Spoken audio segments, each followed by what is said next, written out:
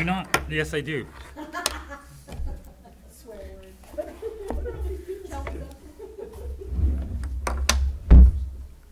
Oh, you're on there. You're Oh, am I on? Well, considering I have a magic marker here, so. Is that where you're gonna write it? There is not. Here, borrow mine. Thank you very much. Perfect. Oh, and everyone's coming with the pen now. Terry, thank you very much, but I will. Kelly, let's start this with condolences. If I may. I'd like to call the regular meeting of council to order, for Monday, June 25th. A reminder that all cell phones should be muted or turned off. As always, we start with a community safety share. I believe it's Councillor Lake. Thank you, Your Worship. Today's safety share is on barbecues. The Fire Service of Ontario wants to ensure that we are all safe around this barbecuing season.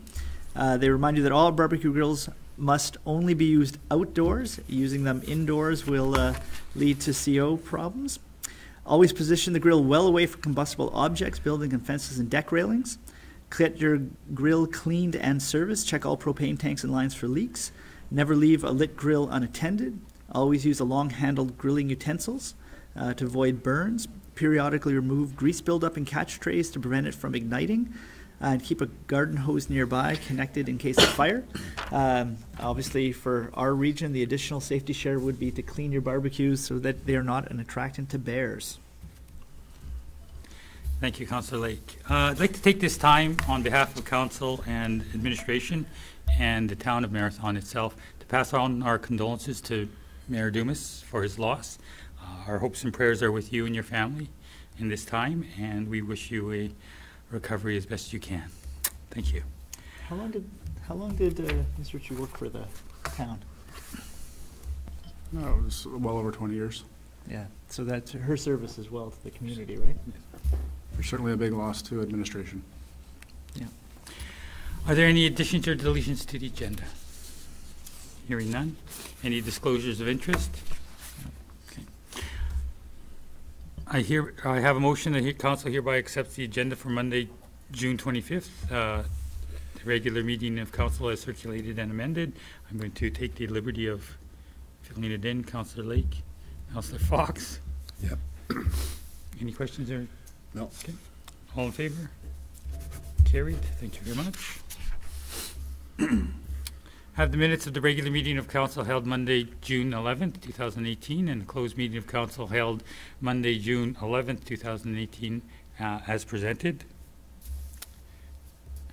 I have a motion that council hereby adopt the minutes of the regular meeting of council held Monday, June 11th, and the closed meeting of council held Monday, June 11th, 2018, as circulated and amended. Moved by Councillor Fox, Councillor Lake.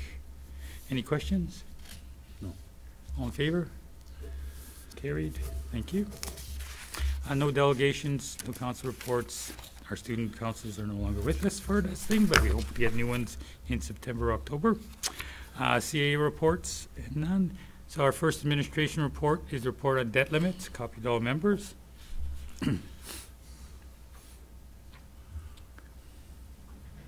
Mr. Verbo.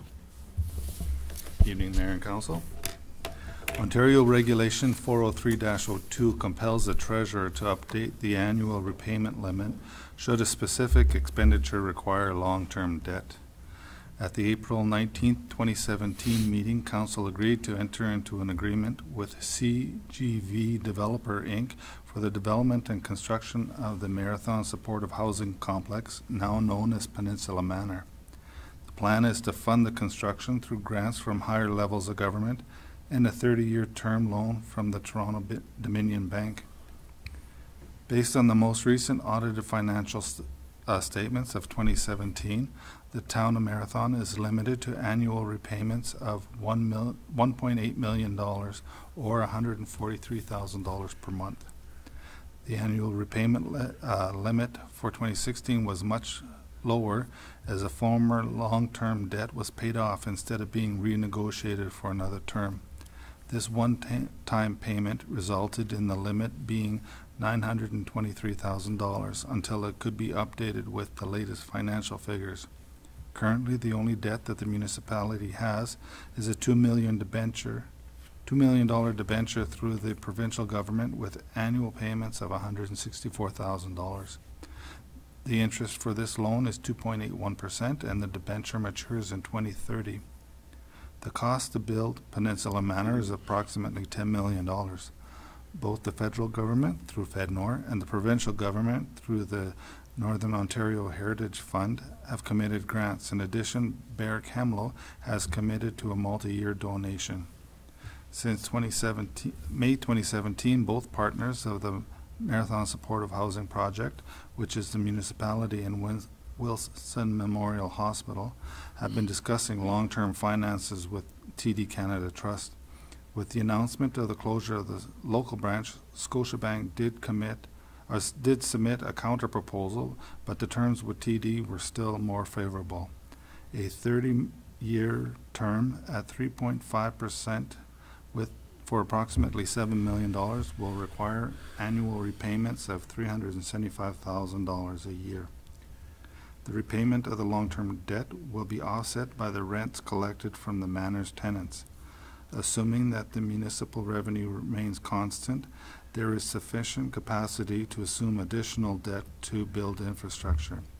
Section 4 of the regulation states that if annual financing costs exceed the updated annual repayment limit, Council must obtain the approval of the Ontario Municipal Board before authorizing the work. This report's for Council's information only. Any long-term borrowing agreement will be brought to a future meeting for Council's approval. Any questions?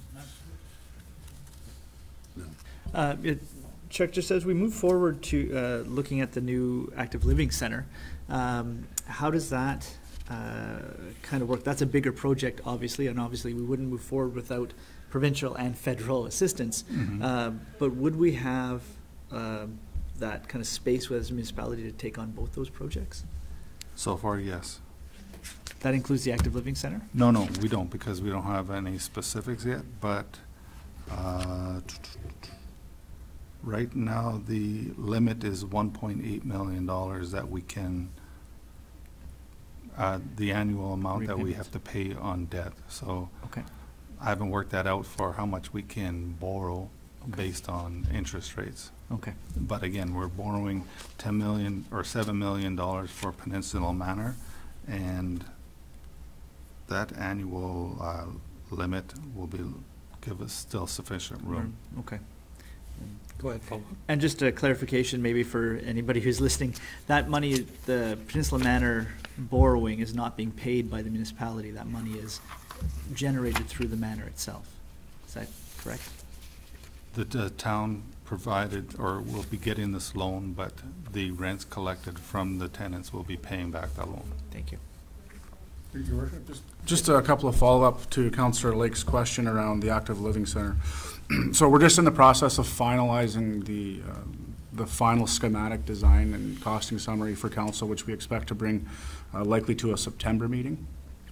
And the basis we're operating on is what the feds in the province have come out with most recently this year through the bilateral funding agreement, which is the feds will come to the table with 1/3 financing, the province with another 1/3 financing, and then it's up to the proponent to fund the additional 1/3. So we're going through the different scenarios on, if we move forward and council did approve that in the future, what that looks like for the municipality. So we'll have a more rounded, detailed picture to review in the fall. Any other follow-up questions? Thank you for the report. A report on project design for 2019 Works Capital. Mr. Hishka.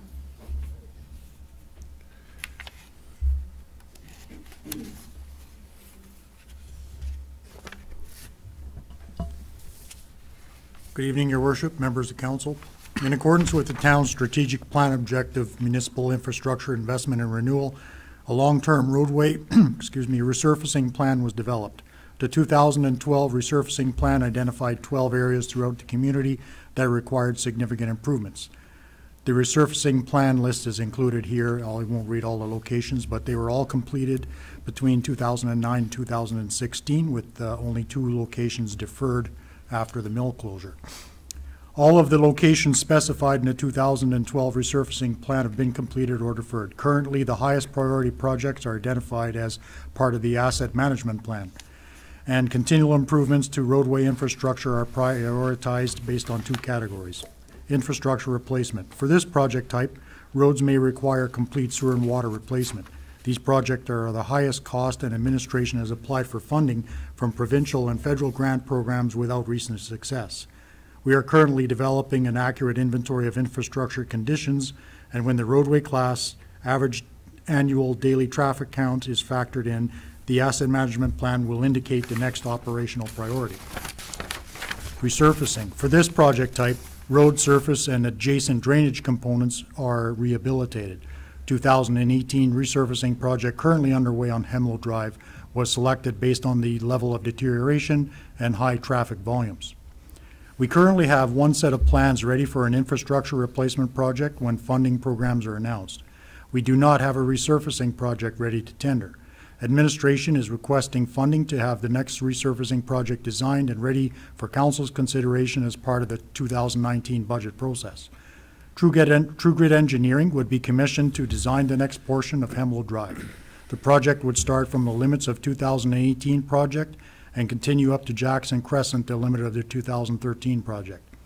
There would be significant savings by contracting True Grit, as they are here working on the current project and other landfill projects.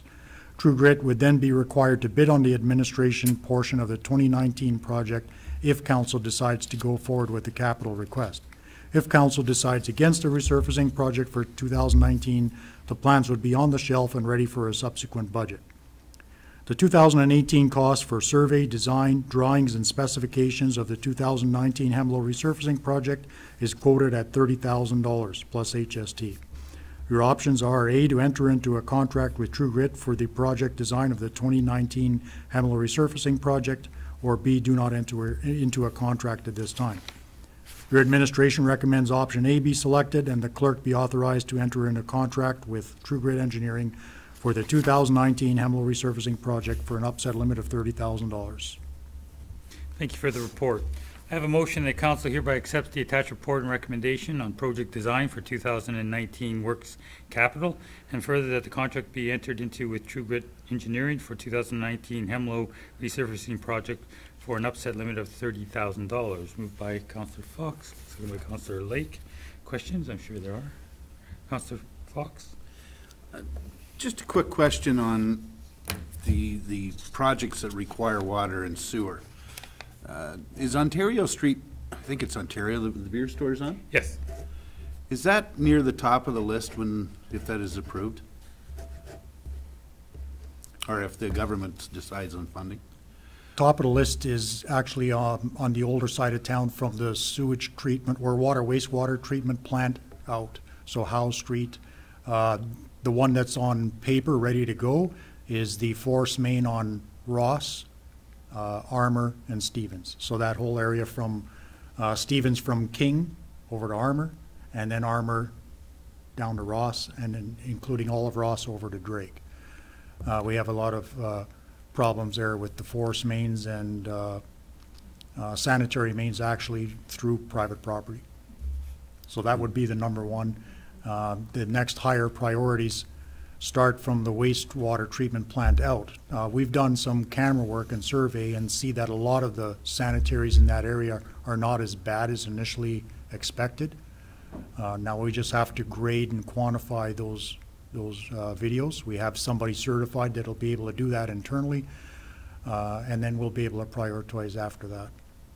The issue on Ontario Street was created, it was basically a lack of maintenance from the maintenance holes would deteriorate and bricks would fall in and then flow downstream and block at a lateral, and next thing you know, somebody's house is flooding.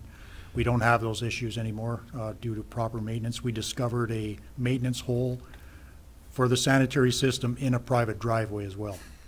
So since we discovered that and taken care of all those issues, we don't have that backup issue there. Okay. Just to follow up, would we consider resurfacing part of that?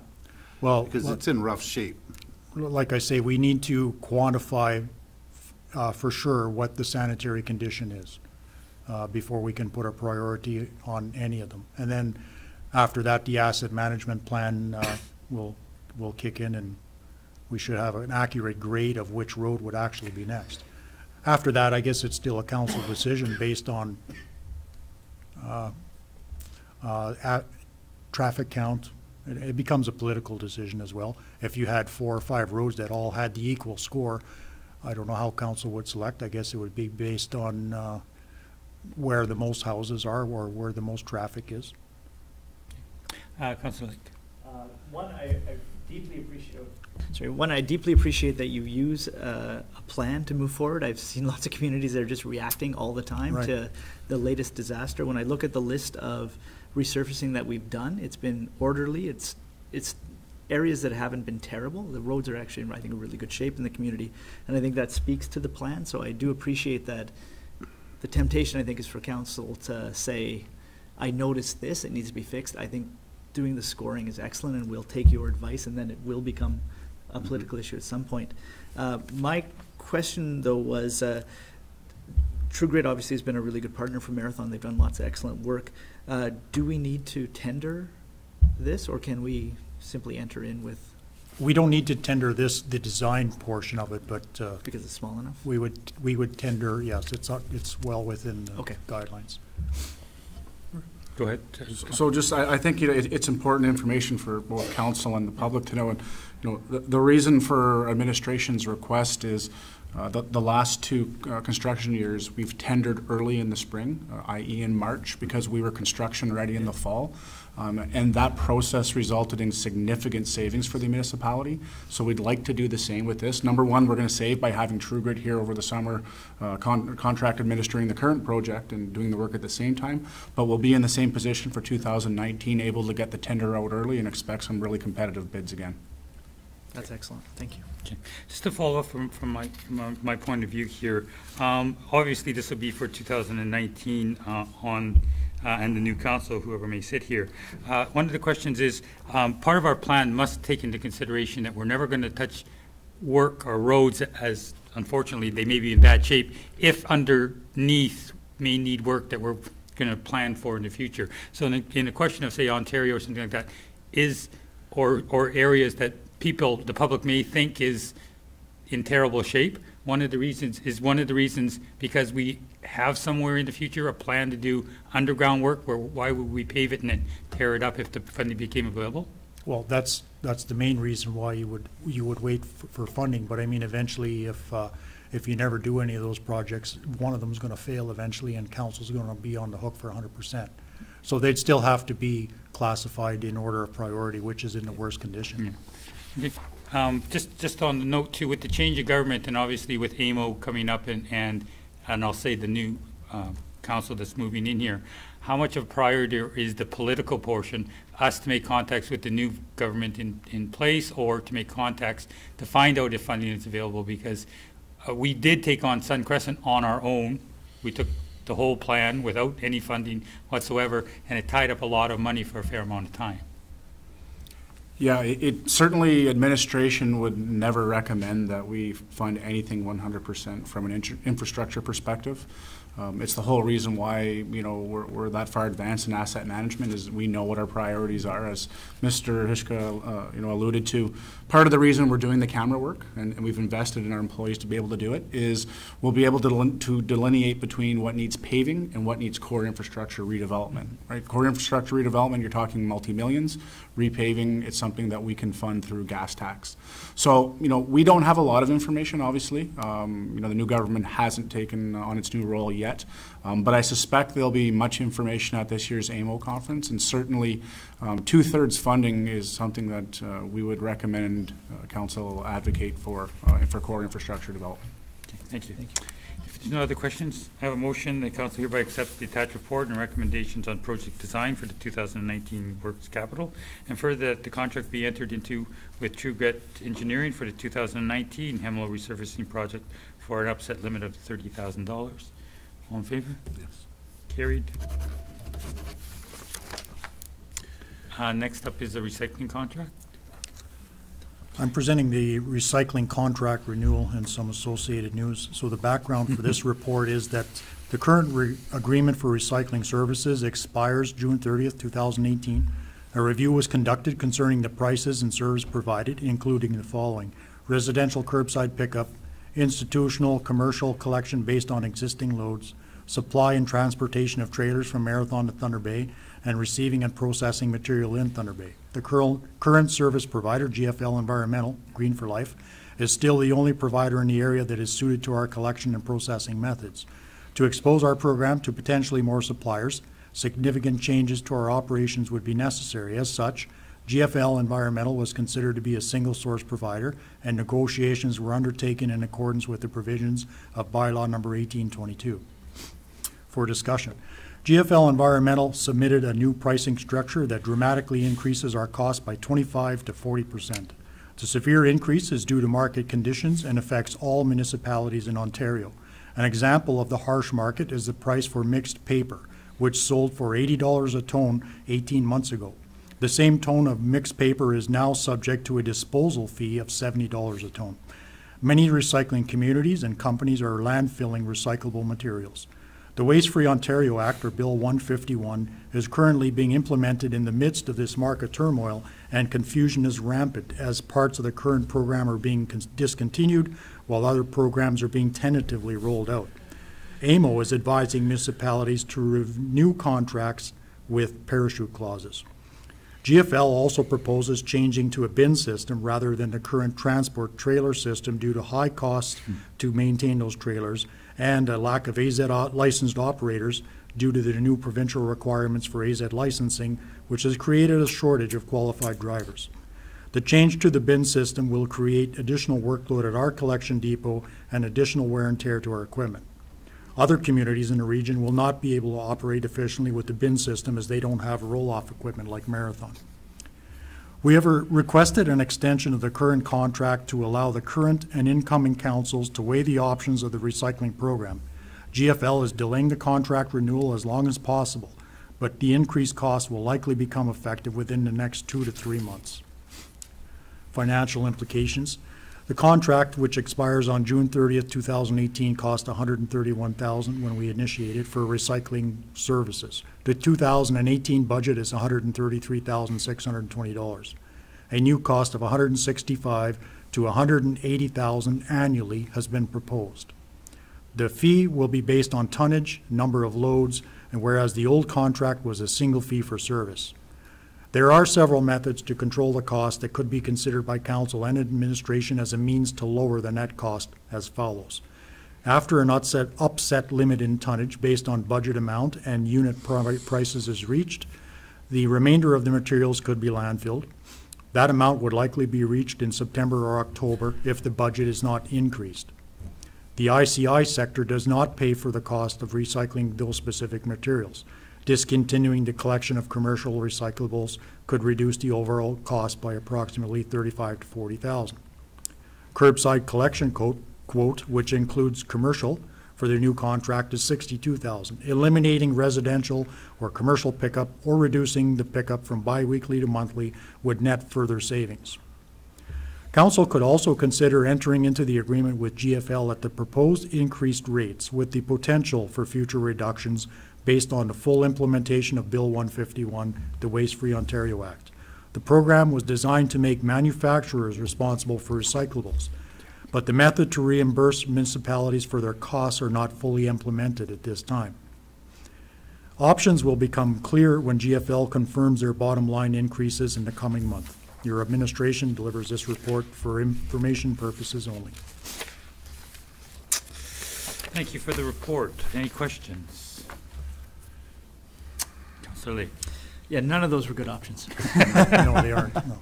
That's the hard point, right? That's the point where I think there's a real discussion around what our values are and then what we're willing to do in terms of who we support. I would argue, as you make clear here, that there's a new council coming in very soon, that if we can delay that conversation for them, it really is that big first meeting where we decide our priorities.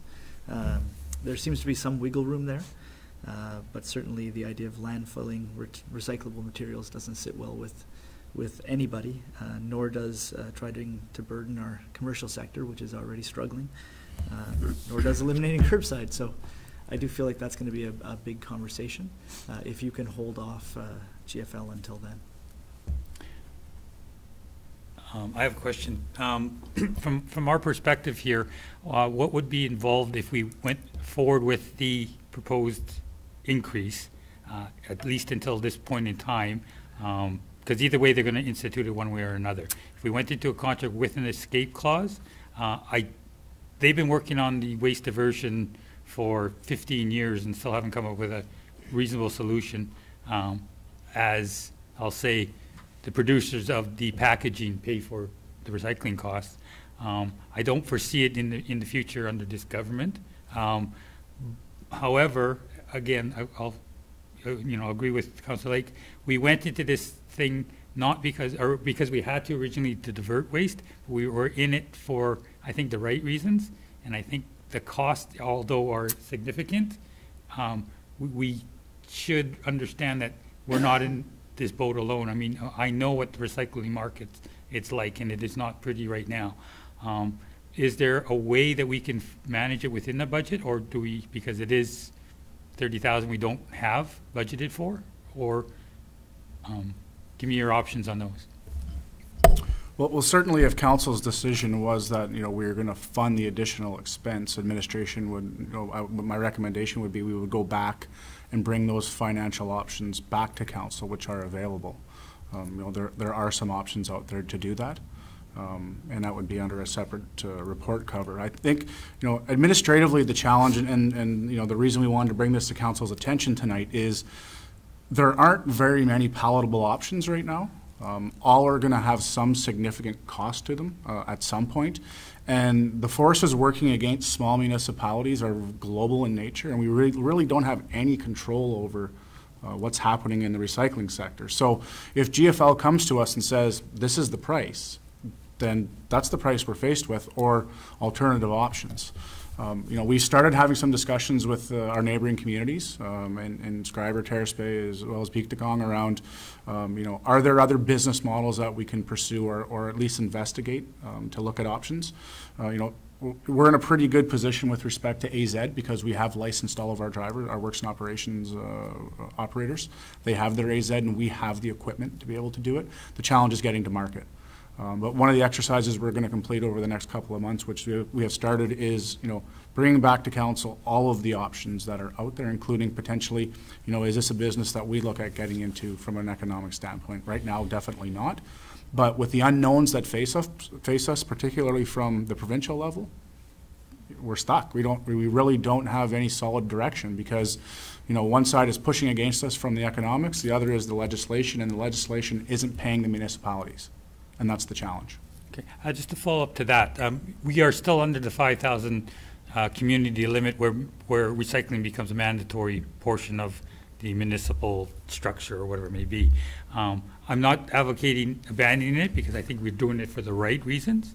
However, the cost of it is going to be significant. And one of my questions to administration is, before we get into a situation where we cannot approve this as a budget item, given the council nomination process, is it something that we should move forward before we can't, I guess would be the best way? Yeah, it would certainly have to be considered, because it's an unbudgeted item, and if we were in a lame duck situation after July 27th, it would have to be approved before then. I'm not sure if we could realistically bring a number back to council by July, but certainly we could do our best to nail down a price with GFL. Part of the challenge has actually been, because we're such small players in the market, getting those numbers from GFL, right? They've been very non-committal just because, we're so small in the grand scheme of things. So we'll certainly, do some more legwork and try and nail down that price.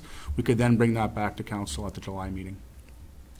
Any follow-up questions? If I could add to that, part of GFL's indecision is that they're not sure how they're going to operate the entire Northwest region.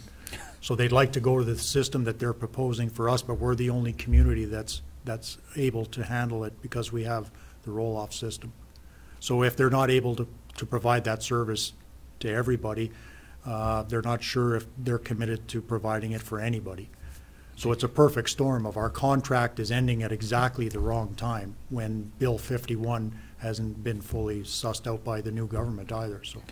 Just to follow up to that then, is it worthwhile exploring with our neighbors, because we do have the bin roll-off systems, of expanding that to the other communities, or using us as the, I'll say, logistic point? Then the problem is then there's warehousing and transportation, but there's still a market where they have thousands and thousands of bales sitting in warehouse. Like they're charging now a disposal fee to attract those. If you bring those bales to those same warehouses, you pay a disposal fee because there's just such a glut in the market. So we'd still face that sort of same condition. We'd just be trucking it further. I'm thinking from the end user's perspective. Regardless of what happens, people can expect recycling to be picked up curbside as is for the next few months. That's not going to change with this renewed contract.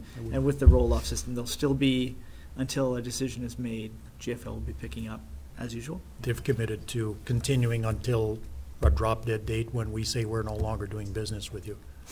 Yeah, our request to GFL for the last couple of months has been, we'll go to council with a recommendation for an increase, maybe not at what was initially proposed, but we be prepared to pay an increase until the end of the budget year, so we can consider our options. That's still the option we're pushing for. It gives us time to look at what our plan is going to be going forward. We'll be able to analyze the numbers better and know for the 2019 budget year what the cost is going to be for the incoming council, and also manage recycling until the end of this current fiscal year as well. Okay, so if I may, can I ask the council move forward on that recommendation? And before our council meeting in July is, somebody help me? 25th, cutoff date for nominations is the 27th, I believe. Okay, so can we have a report or a recommendation to have some kind of this, or at least give us something to weigh over, so that we don't get into a situation where we can't move forward? Absolutely. After the 27th? Well, we can. We can push GFL, and the other thing that I think we could probably do, in the time frame between now and bringing that report is also look at, what we feel some of the economics would be to finish out the current contract before the end of the year, even if that was an unknown from GFL. But we'll certainly bring forward some options that we think, are definitely recommendable from administration to get us through the end of the fiscal year. At least till the end of the fiscal year. Okay, and at least so that we can, or the existing council can vote on it, because if not, we have no options if we're in this situation. Sorry, Councilor. And I just, for my own, I think I know this as fact, but maybe it isn't. We, as our municipality, as we are right now, we do not have to offer any recycling, right? We have to offer waste, a landfill, but we do not have to offer recycling. That's correct, as the current Waste Management Act is. Who knows if that's going to change? Okay, thanks. They may increase the population threshold or decrease it. Okay. We don't know. When you refer to the bin system, so would that mean that we are, or the consumer would take the product to the bin? No, it's just a transportation method. It's a 40-yard bin, similar to so we have bins that we load on the roll-off truck rather than a transport trailer. So the roll-off trailer is a registered trailer and much easier to maintain than a transport trailer. So would we transport the product to Thunder Bay or wherever it is? No, they would still pick them up, and they're going to pick them up with a truck and a pony, a pup and a pony. But we would be able to move them around in our yard, where other communities won't be able to do that. So we'd have the option of being able to stage empty bins when these are full. Okay. So just to follow up to that, that's certainly one of the options that Mr. Hishka has explored with GFL is, because we are licensed with the equipment, could we haul it to Thunder Bay at a reduced cost on the contract? The challenge is going to be our current system versus the system that they're proposing. But it's an example of we're exploring all of the potential options available to us to make recycling work. Certainly, we wouldn't want to come back with our recommendation is we landfill it, although that is an option. We'll explore all options before we bring that back to council. Being in the logistics business, also remember you're at that 320 limit now on your drivers, so that has some effect on scheduling, whatever, so. That's correct. Okay, so I just hope we consider all those things. I just hope, hopefully, that you can come forward with some information on the July meeting so that we can make a decision, or if need be, defer a decision, but at least until the end of the fiscal year, and then we really have to look, it'll be a consideration for 2019's budget. I'm just making my notes. We'll certainly have a report for council in July. Thank you very much for your report. Thank you. Sorry, I have to get back to my agenda. Excuse me. We now have a check run. I have a motion that the following check runs be approved for payment. Accounts payable, $939,328.69. Payroll for $230,324.47. Moved by Councillor Fox. Councillor Lake. Any questions? Nope. All in favor? Yep. Carried.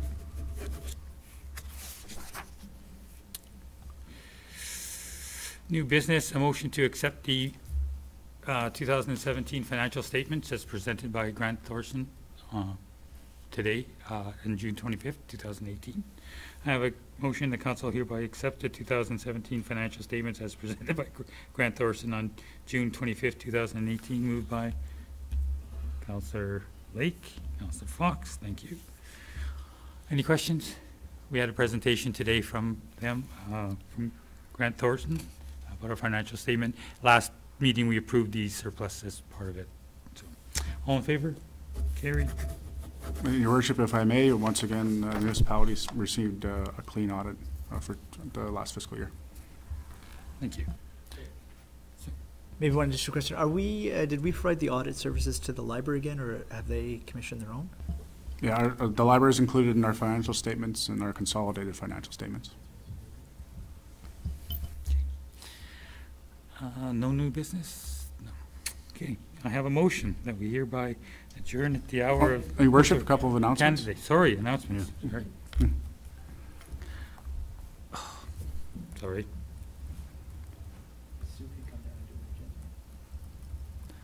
Would you like to? Ms. Moore? Or okay, I guess I am. I can certainly, I'm happy to highlight. Okay, thank you. Sure. Obviously Canada Day coming up this weekend, Sunday, July the 1st. Although the weather is not looking fabulous at this point. All of the activities are planned at Penn Lake, as usual. A number of activities for the local kids. We are bringing the bouncy castles back in. We're doing a vendors market this year as well. There's going to be a show and shine at the Canadian Tire parking lot on July the 1st as well as a volleyball tournament at Penn Lake. There'll be food vendors and some of the regular activities that we see on that day. So certainly we encourage everybody to come out and take part in Canada Day. We don't want to go inside, so we will hold off until late Friday, depending on what the weekend forecast looks like. If we do have to move inside, it will likely be the arena. We could reconsider moving things over to July the 2nd as well, but we really hope the forecast changes somewhat and we can do it on July the 1st, but certainly we'll reach out to our friends at CFNO and to notify the community on what the final decision is on Friday. And of course, this year we'll have another spectacular fireworks show on the evening of Canada Day. And the other announcement, and I think people can see it starting today, is on Peninsula Road. The equipment that you see up by the golf course area is the site servicing going in for the new OPP station. So that work has finally started after a number of delays. So people can expect delays, not likely of any length, but it will be reduced to one lane at a number of times while they complete this work over the next month. We expect it should be wrapped up by the end of July. When the announcements? I have a motion that we hereby adjourn at 7:38 p.m.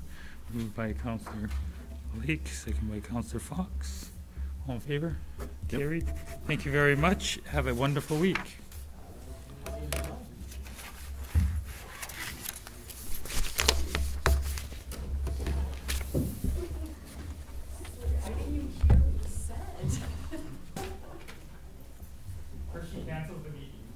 Yes.